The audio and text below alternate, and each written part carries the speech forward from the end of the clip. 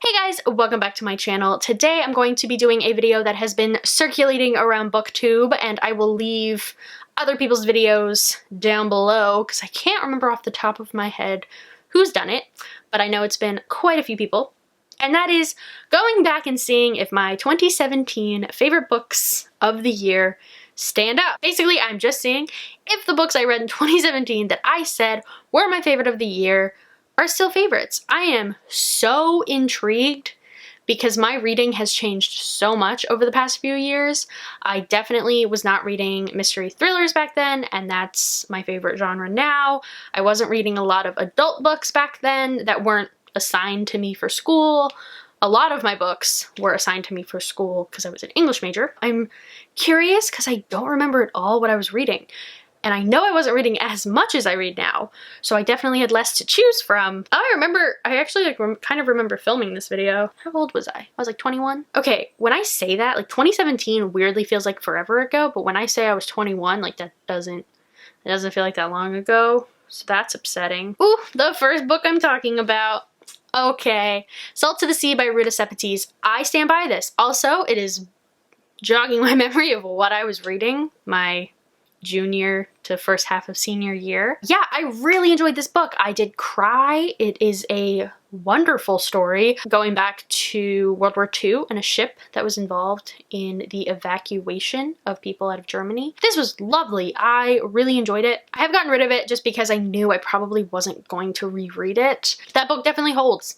It was a good book, and I don't have negative feelings toward it now. Next up, we have Atonement by Ian McEwan, which is kind of a cop-out, not gonna lie, because I read this book my senior year of high school for the first time, so like in 2013. And 4 years later, I had to read it my senior year of college, so that was fun. Yeah, no, definitely, this is one of my all-time favorite books. I truly do enjoy it. It does also take place during World War II, well, somewhat. I wrote a paper my senior year for this book, about this book. I got that paper published and presented it at a conference. I have very heartfelt feelings for this book. So yes, it definitely stands up. It is one of my all-time favorite books in 2017 and now. Next up, we have Beloved by Toni Morrison. Yes, really great book. Love that book. Want to reread that book really badly. This has been one of the books from school that has stuck with me the longest. Yeah, no, I read it for a class. I have a feeling a lot of these are going to be for class. Wonderful book about a woman who is a free slave, and she's living, I believe, in Ohio.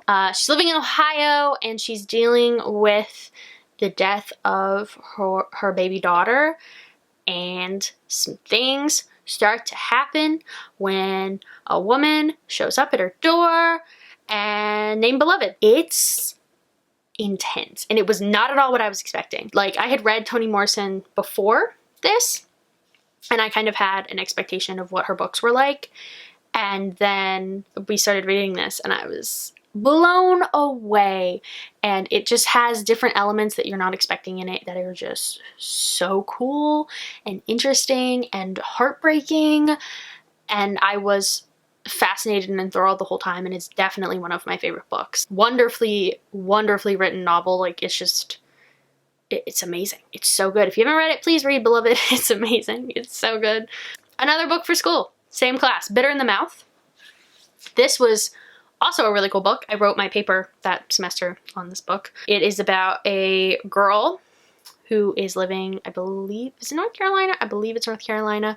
And she has synesthesia, where she can taste words. You kind of just learn about her life and her experience living in North Carolina. And it's so cool the way the author does some things. I really love it. I don't want to talk too much about it because I think going into this one blind is Beloved, and this one, even Atonement, you go into them blind and it's more exciting, honestly. I really liked Bitter in the Mouth. You learn things like she says the words matricide and it tastes like peach cobbler, and I loved it. I wrote my whole paper on the connection to food to feelings. It's definitely just like a really good book that I would recommend. It's not a book that gets talked about a lot or mentioned or one that I had ever heard of before this class, but it is definitely one I would recommend because it was just really, really well done. Next up, we have The Daughter of Smoke and Bone trilogy by Laini Taylor. It's definitely not like an all-time favorite. I've gotten rid of them. At the time, this definitely was a favorite. I like tore through these. I picked it up on a whim off of my TBR shelf and just laid in bed in my junior year dorm and read the trilogy. I loved it. I loved the world. I loved the urban fantasy aspects of it. I just truly enjoyed it. I like think back to some of it and I'm like you really liked that. And it's very surprising considering the kind of book that it is. It's not usually my thing, but I really connected with the main characters and I just was rooting for them the whole time. So while I think it makes a lot of sense as to why that was in my top 10 books of 2017, it's definitely not an all-time favorite. Next up was Every Heart a Doorway by Seanan McGuire. I really liked this book. I have gotten rid of it just because I don't really know. It's like the one book that I have on hold, and I think I've said this before, that I regret. It's probably the only book that I've ever gotten rid of that I'm like, why did I do that? I can definitely check out the whole series and marathon it in a weekend, and I might do that, to be honest, because I never continued it. I read the first one, really enjoyed it. Didn't take me very long at all because it's like a novella. It's amazing. It's great. And I never continued, so I know we have them at the library. There's like a whole shelf devoted to it. I will just check out the whole series and marathon it and see if it stands up, because from what I remember, great. And there are elements to it that definitely reflect what I like now, and it makes a lot of sense as to why I like it. I wasn't reading a lot of things that are like it, so it would make a lot of sense as to why I enjoyed it, but was just kind of coming into my own as far as what I liked in books. I have since read Middle Game by Seanan McGuire, and I think she's just one of my favorite authors at this point because I have just truly enjoyed the two things I've read of hers. Oh my gosh. Next up we have A Court of Mist and Fury. Yeah, definitely. Definitely makes sense why this is in here. I loved this book. Loved it with my whole heart. I liked the first one. It was good. I enjoyed it. But the second one, and I think everyone feels this way about this book, was just like, it blew it out of the water. It was perfect. You get all of the night court. It's the best elements of the world Sarah J. Maas has created, and she just like shoves it at you, and the love story is great, and the twists are fantastic, honestly. I really liked the first one. And when everybody was like, oh, the second one's so much better, I was like, is it? And then I read it and I'm like, holy hell, the first one is shit compared to this. Like, I love it. I've not read the third one. I own it. It's so bomb. And I felt like that about the first two too. I was like, these look like they're gonna be work. And they kind of are. It takes me a while to get through them. I don't know why it is. And I know it's gonna take me a while to get through the third one. But I've also not heard great things about the third one, so I'm kind of just like, does it matter? Do I need to? I'm gonna finish it eventually. It's like the one series that I haven't given up on, so I'll finish it. But that second one really is just like genuine. It's so good. I've gotten rid of them because I'm not going to reread them, and I know that just because I know how long they take me. Good books. Not all-time favorites, but like I have very warm feelings when I think about that book, for sure. Next up we have The Handmaid's Tale. I didn't think there was going to be a lot of adult in here, and there is. Look at me. I read this for the Booktubeathon. I remember that. And I really enjoyed it. Still think I would definitely still enjoy it if I reread it today. I still own it. I have no desire to read the Testaments. I haven't heard good things. I would reread The Handmaid's Tale for sure, and that's why I still own it, because I am up for rereading it. But would I say it's an all-time favorite?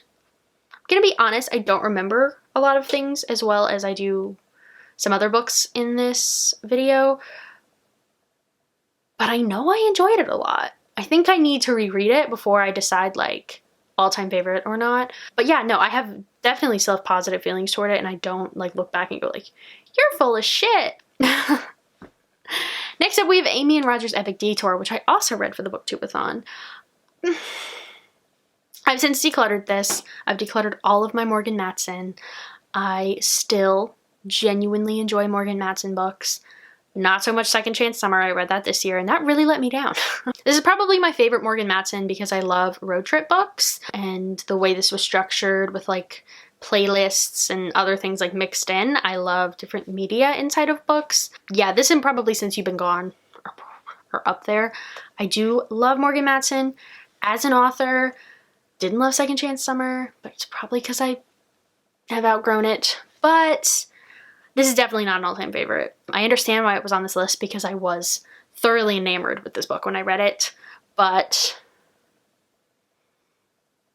it's not gonna, it didn't make the cut when I was getting rid of books, and it's not gonna make the cut on like favorites. I'm just curious as to like what else I'm gonna talk about because, oh my God, I didn't know I read this in that year. Yes I did. The Illuminae? Illuminae and Gemina. Yeah, these are all-time favorites. These are hard all-time favorites. Like the only YA I still own that I've actually read. I got rid of all the other read YA on my shelves except for these books because I genuinely love them. I've read the first one 2 or 3 times and they are just wonderful books. They have the multimedia stuff that I love. It grabs you and it doesn't let go. I don't love sci-fi, but these are fantastic. Like, fan-freaking-tastic. I have tried to get some of my real-life friends and family to read it and no one's interested because, oh, I don't like sci-fi. And I'm like, it doesn't matter. I don't give a fuck if you don't like sci-fi. Neither did I. But I liked these fucking books. So read them. It's just, oh my gosh. I didn't know I read these in 2017. I have passionate feelings for these books, obviously. Yeah, definitely all-time favorites. For sure. Were these my number 1? They should be. Yeah, that's it. So those are my favorite books of 2017. I am going to give it to myself. I thought this was going to be kind of pathetic. I thought this was going to be kind of like my first ever haul where I was like, oh my God, you had no idea what you liked to read and your tastes have totally changed. No, I don't feel that way about any of them. I understand why all of those made the list and they were all solid choices for how I felt at the time for those books. So, I mean, yeah, I was definitely figuring shit out as far as what I like to read at that point. Because before this, I think if I had made a video for 2015 and 2016, it would have been kind of a shit show. And it probably would have just been books that I read for hype and then felt like I should like, if that makes sense. Whereas these, a lot of them I read because they were hyped, but I also had really passionate feelings for them. So hell yeah, I stand by those choices. Are some of them still favorites? No, but I stand by why I felt so strongly about them. I didn't know I read half those books in 2017. Honestly, I didn't know I read any of those books in 2017. Because I honestly thought 2017 was a shitty reading year. It definitely wasn't. It definitely was a damn solid year. Okay. Those were my favorite books of 2017. I pretty much stand by all of them, that they make sense for that year. But yes, thank you guys so much for watching. Comment, like, subscribe, all the normal stuff. Let me know what you were reading in 2017 because it's really weird to look back at. But yes, hope you have a great day. Bye.